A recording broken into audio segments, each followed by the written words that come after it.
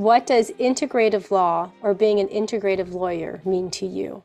Being more human, the idea that lawyers can be human beings. Sometimes I think that's the best part of collaborative law. Sometimes they say, so we're just trying to become more human. And for me, being more human does mean listening, recognizing the connectedness, recognizing the greater self, the idea that the truly great things of the world can't necessarily be measured. Einstein had that statement that, not all things that can be measured count, and not all things that count can be measured.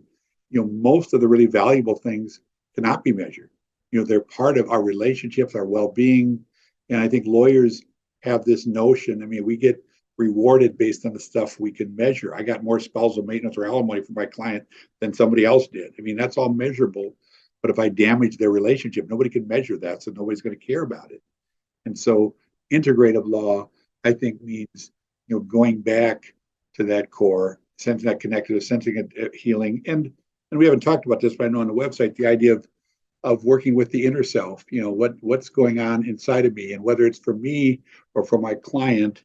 I'm a big believer in the Serenity Prayer, whether you see it as a prayer or even as a secular way of belief, but the idea of separating out what you can control from what you cannot control is so important. What we do, well, the things we have the most control over are things inside of us. We have less control over what the other person, the other spouse does. And I think integrative law invites us, whether through meditation or mindfulness or any kind of just healthcare, to say, okay, how can we start within us?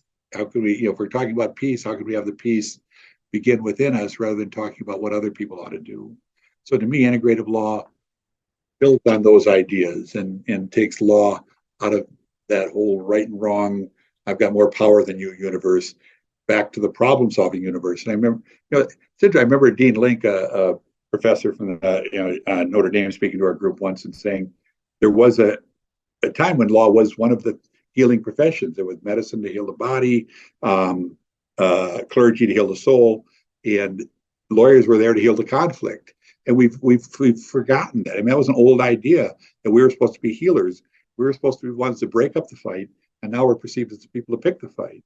And that got tangled. And I think we're going to hopefully evolve on the other side much more enlightened than we have once we can get past this.